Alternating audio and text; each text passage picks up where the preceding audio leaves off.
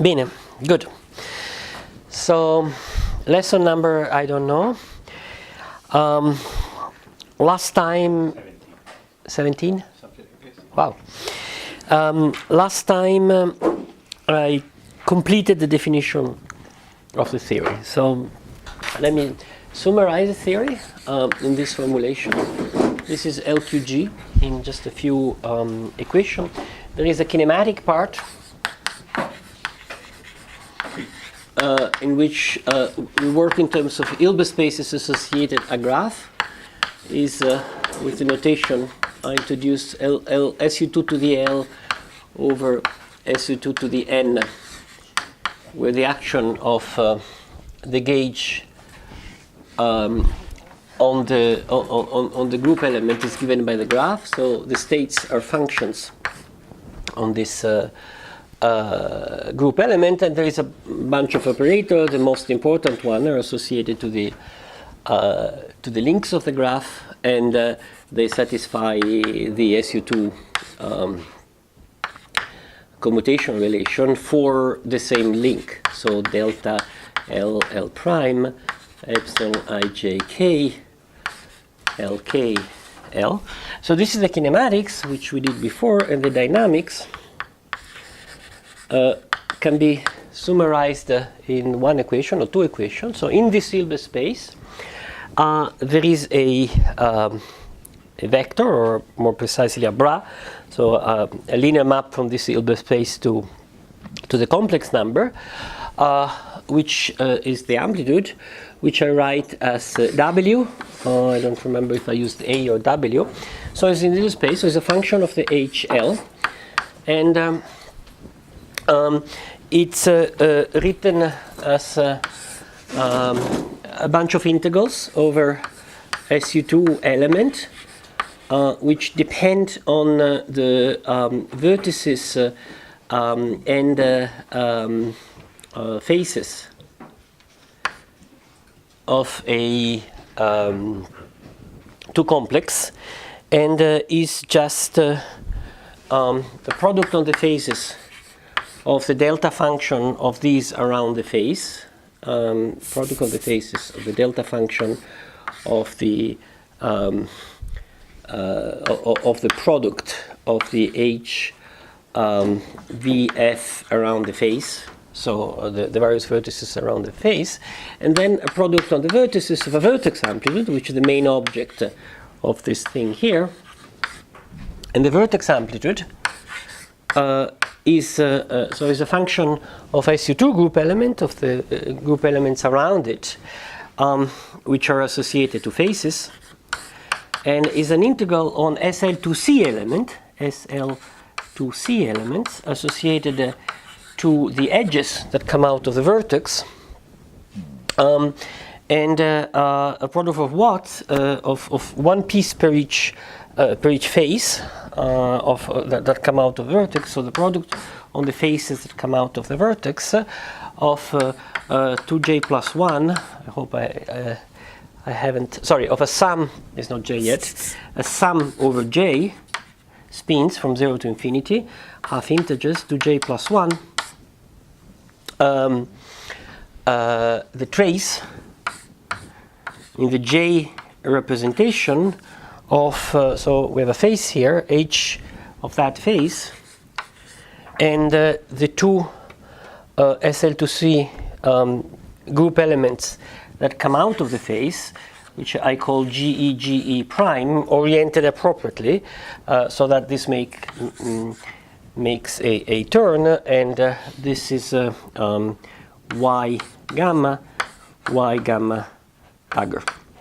Okay, where I gave explicitly the meaning of this formula here, just the product, the contraction of two matrix elements, one for SL2, one for SL2C. So that's it. That's two quantum gravity in one page.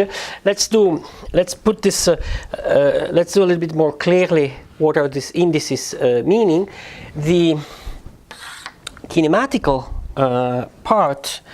Let me use a color code. Let's see if it works. I have a graph, and and so on. This HL sits on the links of the graph, and the gauge transformation sits on the node of the graph. So these are the link and the node. So the group element sits here,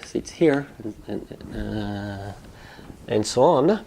And this HL these are oriented, so are associated to each one of these link. This depends on a 2 complex. Let's put explicitly the dependence of the 2 complex. Try to see here for a 2 complex. What is a 2 complex? It's a collection of vertices, and each vertex has 5 edges that come out of it. So this is an edge, this is an edge, this is an edge. Let's say there are 5. I do less than 5. And then there are faces. So this is a face. This is a face. That's the way you can think about. This is a face. Let's say there are two other vertices behind, one other vertex behind. So I also have a face down here, a face down here. And these are 3 coming out, 1, 2, 4 coming out of this. You think they're 5, but it's harder to draw. The point is that on the boundary of the 2 complex, there is a graph such that each face here, say let's look at this face here, is bounded either by internal edges, this E here, or by a link of the graph, one of these.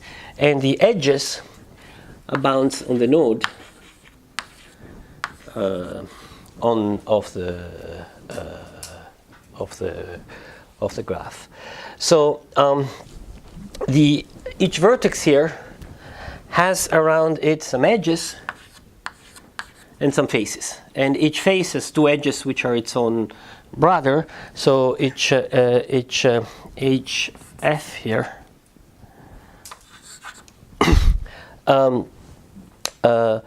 is related to edges, and here I have the group element associated to this face and the SL2C element associated to the two nodes. For its vertex, I'm integrating on all the SL2C elements sitting on these edges, and around this edge there are all the SU2 element. So I integrated the SL2C element here. There are these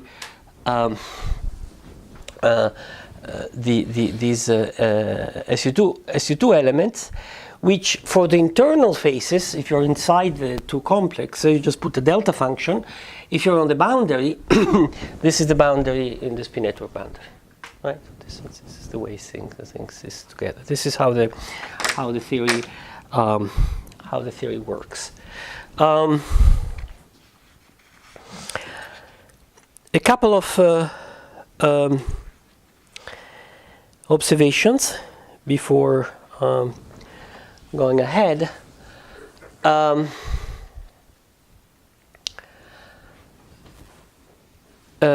One is that this is written on the basis, the states here are written on the basis of the group element. But of course we have also defined the spin network basis, where instead of for a graph gamma, instead of the basis of the group element, there is the basis JL Vn, where V is some basis in the Twiner space. It could be the one that diagonalizes the volume or other. And the relation between these two, forget the gamma for a moment. No, let's write the gamma. Forget the gamma. Is JLVN is the DJL HLN, all the indices here. So the product of all these on the links contracted with the products of all the intertwiners on the nodes, where the free indices here are contracted with the free indices here in the way the graph dictate, right? So you have a matrix here with an index here and an index here, a matrix with an index here and index here. For every node, you have an intertwiner with an index for each one of these. You contract of them. This is the basis. So one can change basis from here to here, like when you go from the x basis to the p basis, and the analogous of this formula is xp is e to the I px, right? The same thing for function of the group instead of function of x. So this can be obviously translated in the spin network basis by simply inserting the solution of the identities.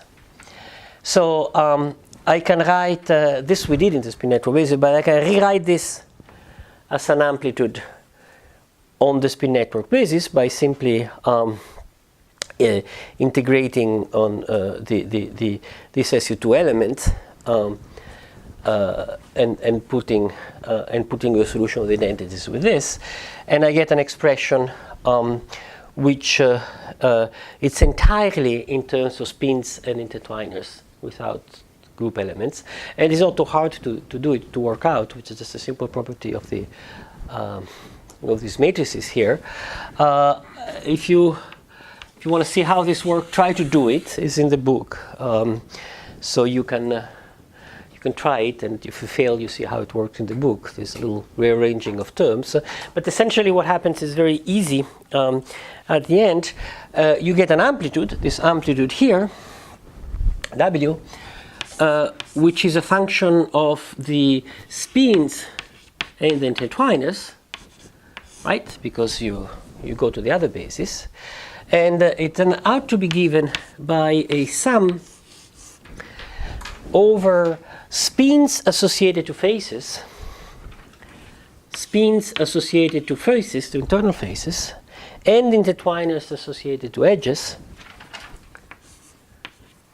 Okay, of some product in J face to J plus 1, which comes from this term here, which just goes together, and a product over vertices of a vertex amplitude, where the vertex amplitude now is a function of the JL and Vn sitting around its vertex. Now each vertex, there is a spin here, there is an intertwiner here, a spin here, an intertwiner here, a spin here, an intertwiner here, right? And if you have a proper 5-valent vertex, let me try to draw it a little bit. There are 5 nodes around, so 1, 2, 3, 4, 5. So you have the spin network around it, which is this spin network here.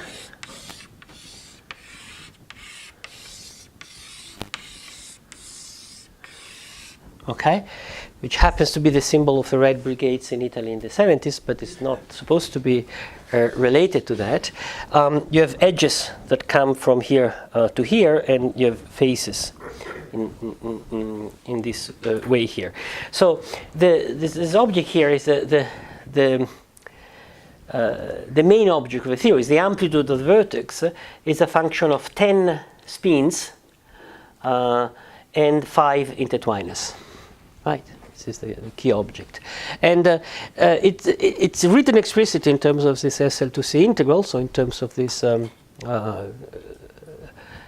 Wigner matrices for SU2 and SL2C, and we know its property when J is large pretty well. That's one thing I'm going to do explicitly. I'm going to show you, and we don't know very well. We don't know much what happened for small J. There's a lot of numerical work, people with computers who are computing this explicitly here in Bilbao and elsewhere, both in special cases and the general case. So for generic spins and intertwiners, how does this behave? So again, we know the large spin behavior, so we know what's supposed to happen, but it's not totally clear what happened in the deep quantum regime, which is small small spin, right? And the simplest way of doing classical limit is what Bohr did. The classical limit is large quantum numbers. So large quantum numbers means you're away from the discreteness of the theory. So there are now computer codes that compute this up to j equals something. The complications is that there is this SL2C integral, so one have to do it to do it. But there are techniques. I'm not going into that. A particularly simple way of writing the amplitude in a schematic way, which I find telling, is sort of tells you what happens. You can think that this Y map that I gave explicitly, it's a way to map. You can use it as a way of mapping function of SU2 to function of SL to C. Just immediately use it to. If you have a function of SU2 with a Y map, you can get a function of SL to C. So if around the state around the vertex, it's a function of SU2, right? Because if you view it in the SU2 basis, it's a function of SU2. With this Y map, you can map it in a function of SL to C, and this is what is happening here. And then once it's a function of SL to C, it's an SL to C spin network, essentially, which is not invariant on the nodes because you started from something which is SU2, doesn't know anything about SL to C. If you integrate on the action of SL to C on the nodes, you project it down to a proper SL to C spin network, something invariant under SL to C. So you can write these integrals formally as a projection on the SL to C invariant part of the state as a function of SU2 mapping to SL to C. And then what you're doing, the amplitude of this, if you think for a moment, is that, the amplitude of the state is, here you have an SL to C invariant spin network. If you compute its value on the identity, you get exactly this formula here. So it's a correct but very compact way of writing this formula here. So in a sense, the amplitude, the core of generativity is take SU2 spin network, map them to SL to C spin network, make them SL to C invariant, compute it amplitude. This is going to give the action, the Einstein-Hilbert action in some limit. So you can think that the full theory is given by these two equations and this nice, pretty equation here. That's the core of the theory. And when I was young, I remember I read, never take a theory seriously unless you can present it compactly enough to write it on a T-shirt. And that's the T-shirt.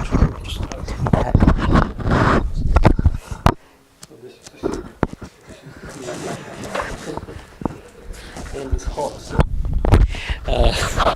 So I don't sell T-shirts. I make money this way. It's not an advertisement. This is not an advertisement for selling. Yeah, 5 copy of my book. You get a T-shirt.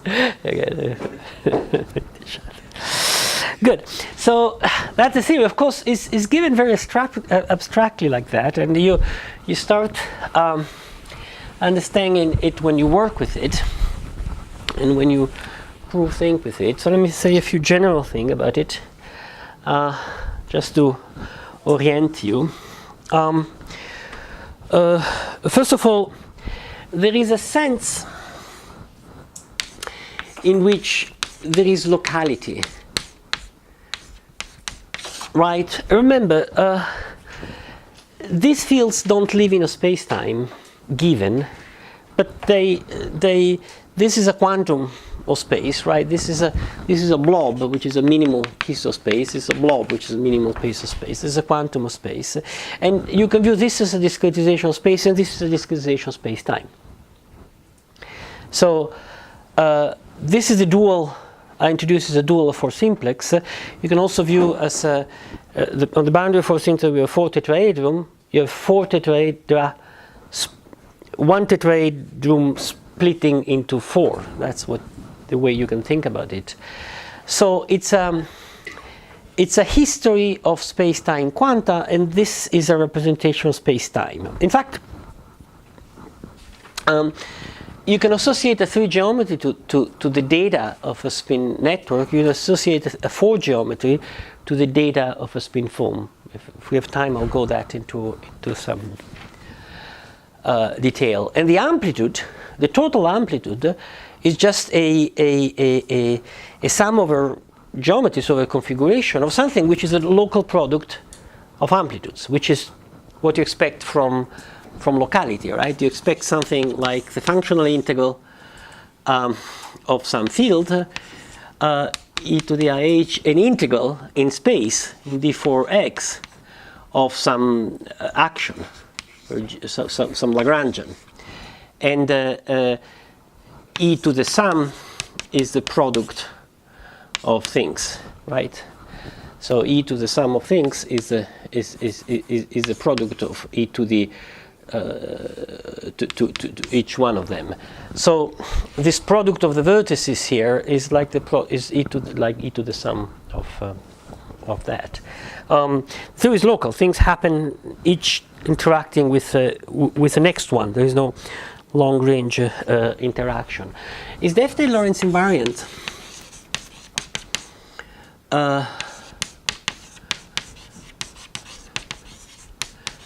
There is Lorentz invariance in the theory. There is explicit Lorentz invariance introduced by the Lorentz transformation. And on the boundary, there are the states which are SU2 written in the time gauge.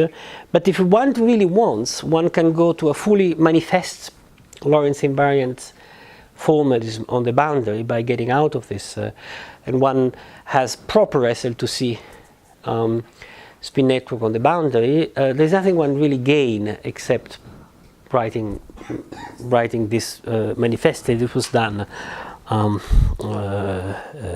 some time ago. The theory is ultraviolet finite. We'll see explicitly because in these sums here over spins and intertwiner, we're summing over dimensions of things. These are like in 3-dimensional J are the areas of things, and you sum with arbitrary large dimension, but you stop at small scale because J start from 0, 1/2. So there's nowhere this can be produced a Feynman integral for high momentum because there's no small space here. Space is discrete. In fact, the entire reason of being of this is to have discreteness and Lorentz invariance together. That's the game of having discreteness, Lorentz invariant together. As we discussed at very length, the amplitude do not have a time variables in which they evolve because there's not supposed to be a time variable in which they evolve. This is initial 3 geometry and a probability for a final 3 geometry. If you do the classical limit, this corresponds to a 4 geometry in the middle in which you have all your proper time along line that you want. There are a number of theorems that relate this to GR. I want to get to this theorem, but before that I have to talk about coherent states. So this I will do that tomorrow to show why this strange equation here actually knows about generativity. And there is a number of indirect arguments that show that this is GR. I just list them. There's a long literature on that. The endpoint functions of GR have been computed starting from this equation here. In cosmology, the Friedman equation has been derived starting from this amplitude in some approximation, and so on and so forth. There is a large amount of work. The Bekenstein Hawking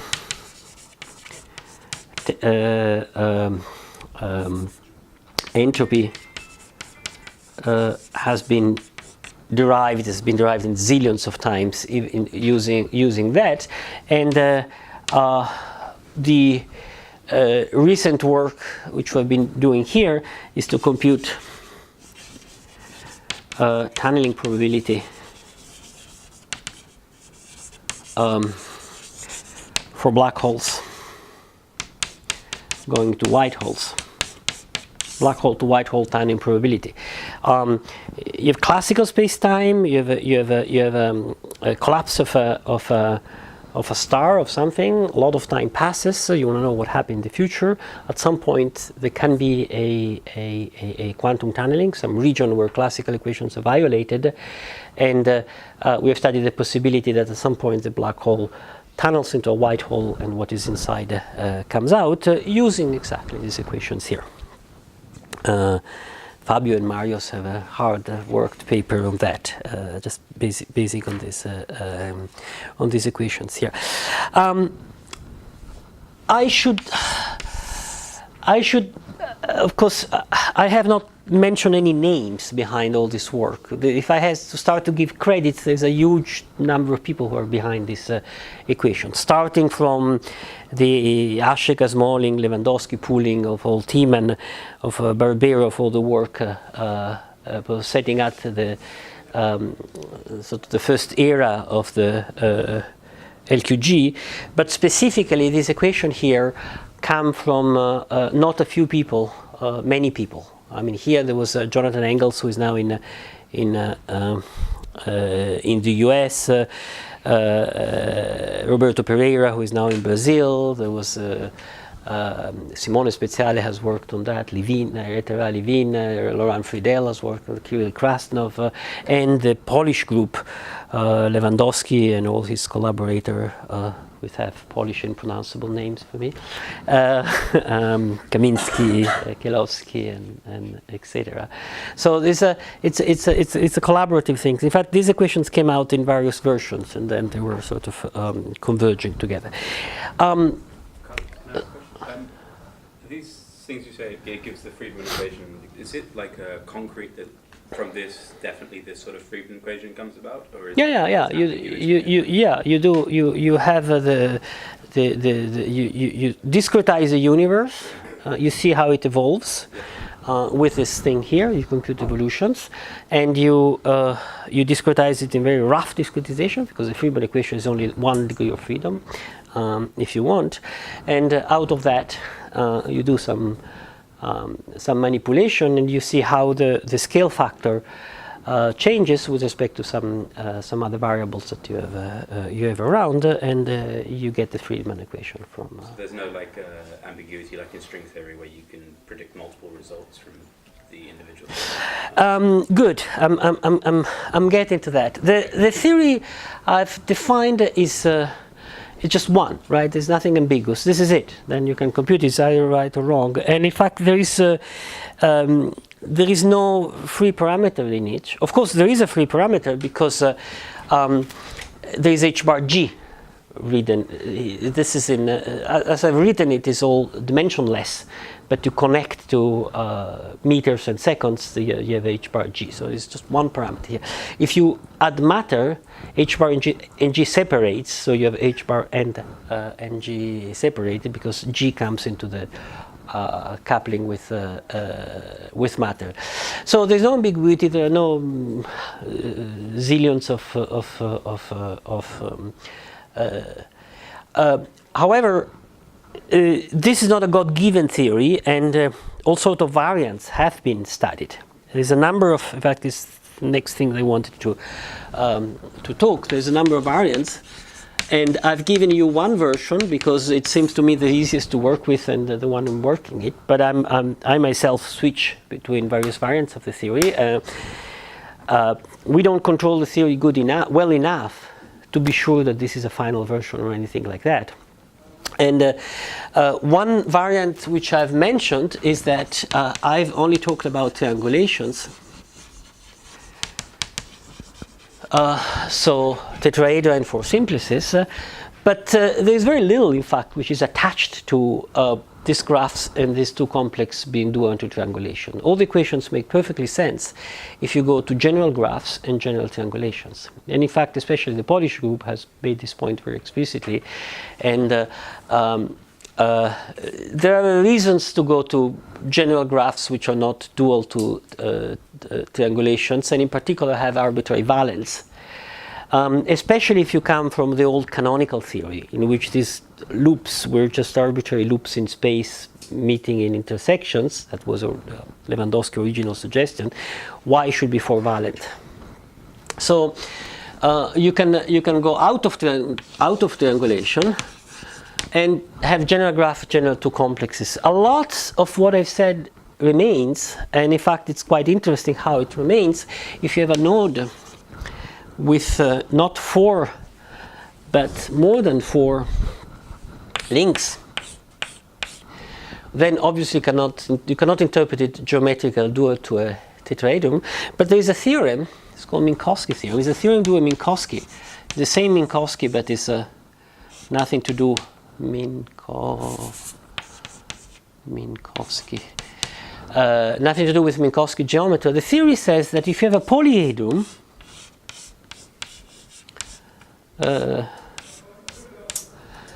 I'm not very good in drawing polyhedra, and you have the normals, and you know the normals. You have n vectors. Okay, you have n three-dimensional vectors, and if you know that these vectors are normal to the faces of a polyhedron, and their length is proportional to the area, then this determines the polyhedron uniquely. So in fact, it's stronger than that.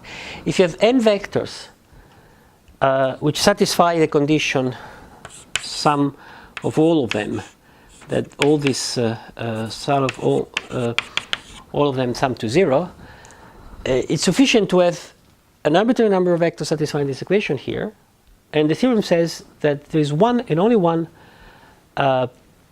polyhedron that has the shape such that these vectors are normal to the faces and the length is proportional to the area.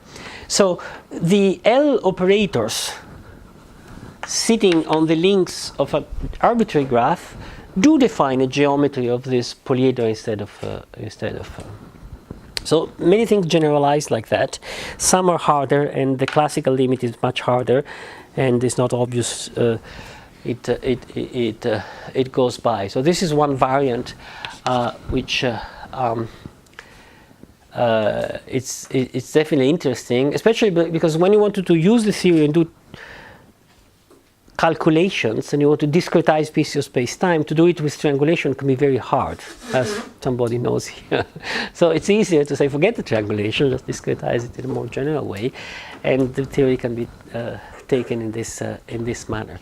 In the equation itself, you can twinkle with this equation, right? The classical limits, especially what is well controlled, is the amplitude of the vertex. But this 2j plus 1 here, you can put a mu here and have mu different from 1. In fact, there are arguments that were produced in Poland for mu equal to 2, and if you compute the infrared divergences of this, they are 0 provided this mu has a certain value. So there might be good reasons for twinkling with this mu here. Sort of like it's like changing the measure here with the same action, something like that.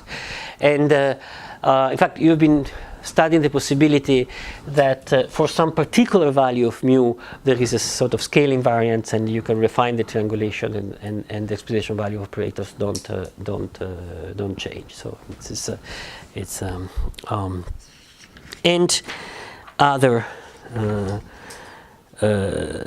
things. I've done everything without matter, but matter can be coupled to that. I'm not going into that. There's something in the book. There's not much literature on that, but something there is. And finally, last comment. There's a version of this with cosmological constant, which I'm not discussing because it requires a little bit more rich mathematics. But it's a twinkling of this, which makes it also infrared finite, not just. So with a cosmological constant, there are theorems in the version with cosmological constant such that these quantities are finite, mathematically finite, rigorously finite, not physicists waving hands and saying, well, shouldn't diverge. It really does not diverge. So before going ahead, I want to clarify a crucial point, which is the absence of parameter there, because it's what explains why things work. You see, if you think this amplitude here, you can put a mu here if you want, but again, this is like changing the mu. What is striking here is that I haven't told you that there is a parameter to take the critical point. And everybody who does QCD on the lattice, approximation of a quantum theory with a discrete thing, knows that you should tune a parameter to a critical point in order to go to the continuous limit. And I haven't said anything about that. Why? This is a core of the theory. This is how diff invariance, lack of a background, comes into the quantum theory. So let me go it slowly and correctly. Let's go back to Feynman thesis, because that's all start from there. Feynman had the idea that if you want to compute the propagator, let's say the propagator, you do a functional integral, let's say q of some action, one-dimensional integral in dt of a Lagrangian, which is a function of q and q dot. Okay? But of course, what does this mean? This means, in Feynman theory, path integrals in quantum mechanics are all over, but concretely, they mean either a way to juggle with perturbation theory and do equations with all the terms of perturbation theory, or you discretize them. So it's a limit. This is the limit, and this is how it was defined in Feynman. And what limit exactly is what I'm going to discuss of the discretized version of this. So you take time. This is time.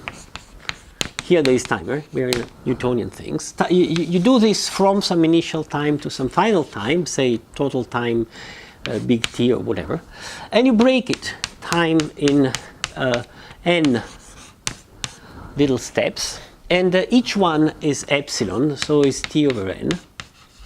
Okay.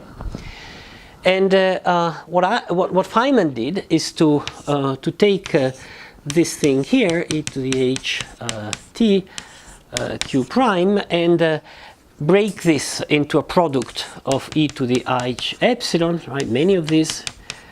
Insert resolution of the identity. Each resolution of the identity gives an integral, so you end up with a multiple integral dqn. Qn is this variable here. And then you do the calculation of this transition amplitude for a little step, for small epsilon, you approximate, and you discover that it can be written as a discretization of the action. So a sum over n of some ln, which depend on all the qn in some manner. Now, let's do it concretely for a, say, harmonic oscillator. So L is 1/2 q dot square minus omega square q square. Okay? Now, q dot square, that's what you have to discretize. Q dot, you discretize by qn plus 1 minus qn divided by epsilon, of course. Okay, the derivative is this difference between here and here, divide by epsilon. This is crucial, this point.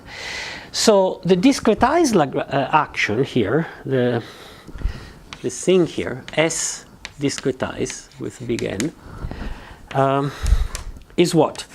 Is the sum over N dt, which is epsilon in the discretization, and then q dot square, so qn plus 1 minus qn over epsilon square, minus omega square qn, everything multiplied square. Right? So we are integrating over qn the exponential of e to the h, this thing here. Now, it's convenient to, let's do that. Let me put this square only upstairs.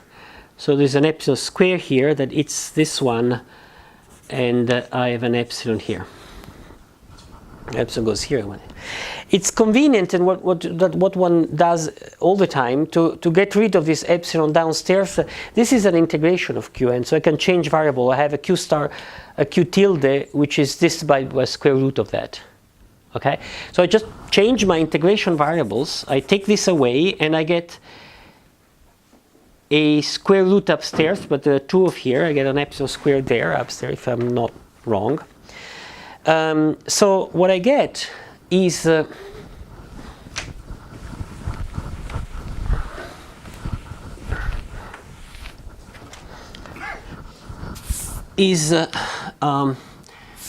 amplitude as the limit of the integration in dqn. I can call it qn or q tilde, it doesn't matter.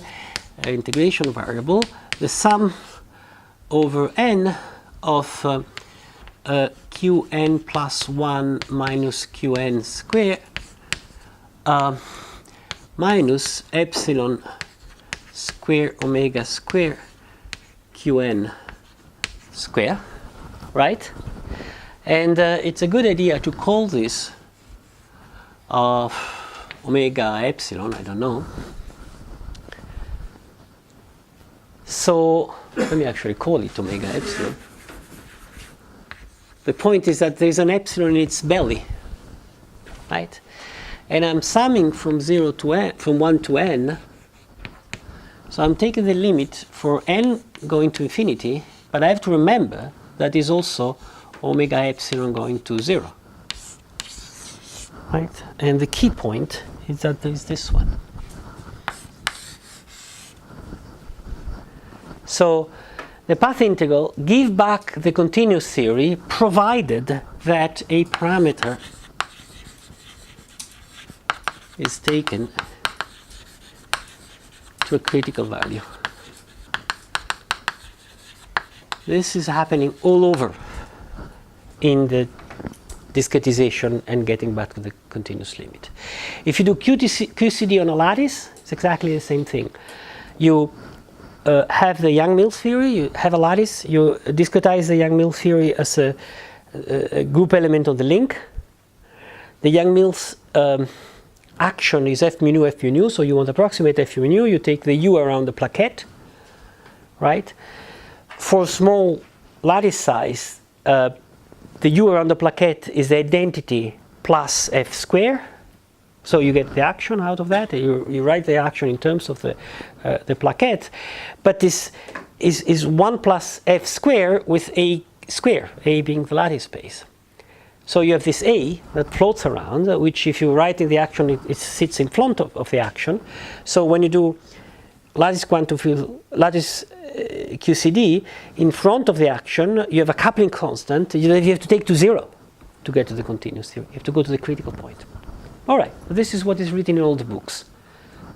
But let's do exactly the same game in a context in which you use a language without background time.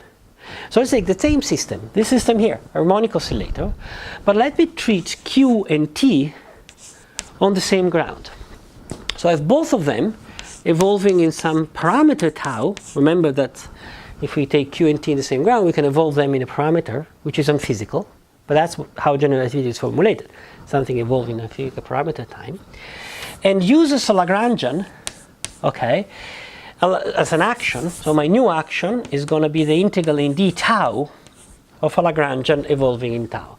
What is this action that gives the same motion of the harmonic oscillator? Well, it's the same Lagrangian here, is the harmonic oscillator Lagrangian, rewritten in terms of tau. If you think for a moment, it's obvious. You write here dt over d tau, and then q dot is dq over dt, so you write it as dq over d tau times 1 over dt over d tau, all this square, minus omega square q square.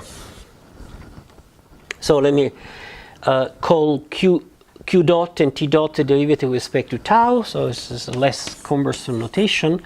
This is d tau. T dot, I have a t dot downstairs, so I have a q dot square over t dot minus omega square t dot, this one, q square. Okay? So that's the Lagrangian, and in fact, if you work the equation of motion of this Lagrangian, you just get the harmonic oscillator. Q and t evolves one with respect to other. Q is a sine omega t, and so on and so forth. Now let me discretize that. Okay, I do a discretization of that, and if you don't say wow, you're not following. So I want the discrete version of this action. This is going to be a sum, okay, over n. D tau becomes epsilon. Q dot square becomes qn plus 1 minus qn over epsilon, and I want all of this square divided by t dot, so tn plus 1 minus tn over epsilon, okay, minus omega square. T dot is tn plus 1 minus tn over epsilon. Qn square doesn't need anything. What happens? Is it unbelievable? Epsilon, epsilon cancel. Epsilon square, epsilon, epsilon cancel. There's no epsilon inside. Right? Wow. This is why the Regge calculus, the Regge discretization of general relativity, has no lattice spacing. This is why the amplitude of loop quantum gravity has no parameter inside it. Right? So let's do it precisely. The same amplitude as before can be written as the multiple integral, as a limit of the multiple integral in some dtn, dqn, of the exponent of I over h bar, a sum over n, of a certain Lagrangian, which is this one, which just depend on all the qn and all the tn, where there is no epsilon, no other. This is the limit, is n going to infinity and nothing else. There's no parameter. What's going on here? Well, what's going on here is that the lattice spacing in tau, it's irrelevant because it's irrelevant. We've always said it's irrelevant. Okay, what it is replaced by? Well, it's replaced by, but we have an extra integration in dtn here, of course. So it's not. We're not simplifying our life. We're complicated. Like, well, this integral is more complicated to compute than the one Feynman. I'm not preaching to get rid of parameter going to critical values by doing this, because this might be more complicated. But in a theory in which your background independence to start with, in which you have a parameter, your Lagrange evolve in a parameter which is not physical because of background independence, you don't have to go on a critical point. The theory goes over itself. Good. So I went a few minutes over. So let me stop here, and the next lecture we see how this connects directly to what we were doing.